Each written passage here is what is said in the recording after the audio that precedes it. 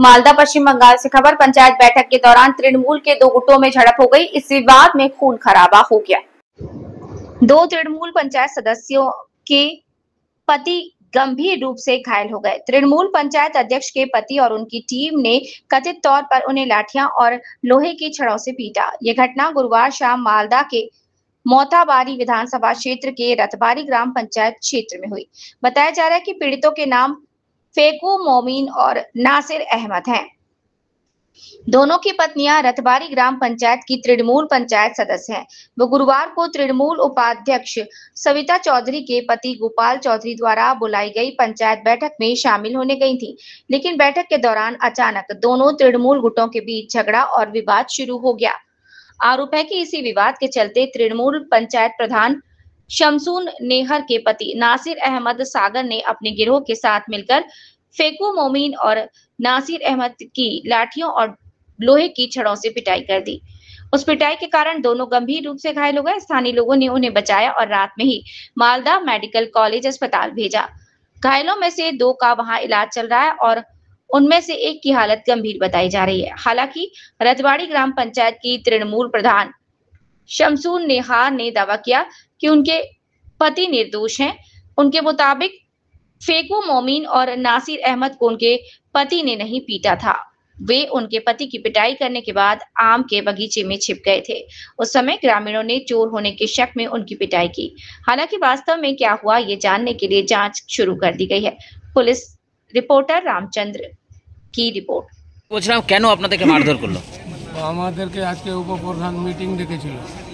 আমরা মিটিংয়ে আসলাম।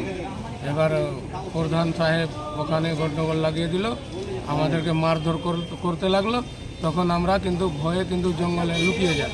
তারপরে ওরা মোটামুটি 20-25টা লোক লোহার সারিয়ে নিয়ে। কারা এটা?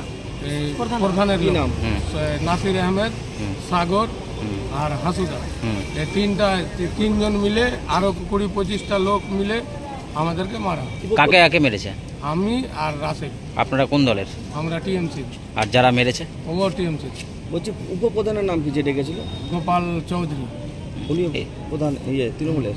মানে মিটিং চলাকালীন উত্তেজিত হয়ে পড়েন প্রধান? চলাকালীন মানে কি মিটিং চলাকালীন কি করলো প্রধান? এই যে কিছু একটা কথা কাটাকাটি হলো কাজ কাম নিয়ে। কি কাজ? এই যে ঘর টর এই যে কোনো কাজ পাচ্ছে না, কথা কাটাকাটি হলো। দুর্নীতির কি প্রতিবাদ করেছিলেন? দুর্নীতির হ্যাঁ করে আমরা ওগুলো কিছু বলিনি। আমরা শুধু মিটিংয়ে গেছিলাম। আজকে এই ঘটনাটা ঘটল। আপনার নাম? ফেকু মোমিন। বলছি রথবাড়িতে ঘরের টাকা নিয়ে তৃণমূলের দুই গোষ্ঠীর সংঘর্ষ এবং আর এক গোষ্ঠীর প্রধানের স্বামীকে মারধর করেছে, মেডিকেল কলেজে ভর্তি হয়েছে, কি বলবেন? দেখুন, আপনারা যেটাকে সংঘর্ষ বলছেন, আমাদের কাছে যতদূর খবর আছে যে একটা গ্রাম্য বিবাদ হয়েছে এই বিষয়ে। তো এখানে পরস্পর ভাবে কে কার দিকে সাপোর্ট করেছে এটা আমাদের দলীয় স্তরে তদন্ত হচ্ছে। সেখানকার ব্লক সভাপতিকে বলা হয়েছে যে তিনি বিষয়টা দেখুন এবং কি ঘটনা প্রকৃত কি ঘটনা হয়েছে সেটা বের করুন। আর ওখানে আমাদের বিধায়ক মাননীয় মন্ত্রী সাবিনা ইয়াসমিন আছেন, তিনিও বিষয়টা দেখছেন। আশা করি এটা আমার যেটা মনে হয়েছে একটা ভুল বুঝাবুঝি মনান্তরের জন্যই এটা হয়েছে, অন্য এটা কিছু নয়। ঘরের টাকা যেটা 9-6 হয়েছে সেটা যদি প্রমাণিত হয় তাহলে? না, 9-6-এর বিষয় তো নয়, এখন তো সব ডাইরেক্ট অ্যাকাউন্টে টাকা যাচ্ছে। টোটাল ব্যাপারটা একটা তদন্তর ব্যাপার আছে। আর এটা দেখুন, আমি একটা কথা বিষয়ে বলি যে মুখ্যমন্ত্রী কেন্দ্রীয় বঞ্চনা সত্ত্বেও কিন্তু ঘরগুলো দিচ্ছেন এবং এখানে অনেক দাবিদার আছে, তার মধ্যে বেছে নিতে হচ্ছে, তার মধ্যে একটু সমস্যা থাকবেই। তো এইসব সমস্যা অচিরেই দলীয় স্তরে আমরা, যেহেতু আমাদের ওটা গ্রাম পঞ্চায়েত, আমরা দলীয় স্তরে বসে ওখানকার সভাপতি বসে ব্যাপারটা মিটিয়ে দেবেন। আপনার নাম? শুভময় বসু, সহসভাপতি, মালদা জেলা তৃণমূল কংগ্রেস। বলছিলাম কি হয়েছিল? প্রথমে তো আপনার চ্যানেলকে আমি অনেক ধন্যবাদ জানাবো এই ঘটনায় আসার জন্য। আজকে আমরা এখন বর্তমানে সদর হসপিটালে আছি। যে ঘটনা শুনতে পেলাম, ওখানে অঞ্চলে বডি গঠন নিয়ে আপনার অনাস্থা হবে হয়তো ডিসেম্বর বা জানুয়ারিতে। এই অনাস্থা নিয়ে আপনার ওখানে একটা গণ্ডগোল বাঁধে ওদেরই দলের মধ্যে, ওদেরই হয়ে তর্ক বিতর্ক হয়ে দুইজনকে প্রচণ্ড রড বিভিন্ন অস্ত্র নিয়ে ওরা আঘাত করে একজনের সেন্সলেস অবস্থায় এখন মালদা সদর হসপিটালে ভর্তি আছে, আর একজন আপনার একটু আছে, ও খুব প্রচণ্ড রডের বাড়ি ধরেছে ধরেছে। ঘটনাস্থলে যদি লোক না সামাল দিত, লোক যদি না বেরিয়ে আসতো ওই পাড়ার লোক নতুন বস্তি, তাহলে আজকে দুজনের বডি। কারা মেরেছে এটা? এটা মেরেছে আপনার তৃণমূলের অঞ্চল প্রধান, আপনার তৃণমূলের অঞ্চল প্রেসিডেন্ট এবং তার দলবল। যাদেরকে মেরেছে তারা কোন দল? তারাও টিএমসি করে, কংগ্রেস থেকে জিতেছে, তৃণমূলে যোগদান দিয়েছিল। এরা এখন কংগ্রেসের হয়েই ছিল, তৃণমূলে হয়েছে, এখন ওটা অনাস্থা হবে। এবং কি ওই জায়গাতে আপনার যে জায়গাতে প্রধান আছে, যে সিট নিয়ে প্রধান আছে, সেটা আপনার কিনা সিট, সেটা ওখানে প্রতিদ্বন্দ্বী করে জিতেনি। কি চাইছেন আপনারা? আমরা এর ন্যায্য বিচার চাইছি পুলিশ প্রশাসনের কাছে, এবং এই ধরনের গুন্ডামি, এই ধরনের বন্ধ করতে হবে, অবিলম্বে বন্ধ করতে হবে। কারণ একটা ওরা অক্সিজেন পেয়ে বারবার লোকের উপরে চড়াও হয়, এর বিগত দিনেও এই ঘটনাগুলো ওরা করেছে। কমপ্লেন করেছেন থানায়? হ্যাঁ, থানায় কমপ্লেন হবে, যারা যারা এই আছে ওই ইনজুরির পরিবার কমপ্লেন করবে। ঠিক আছে, আপনার নাম? আমার নাম এমডি সাহেদ আলী।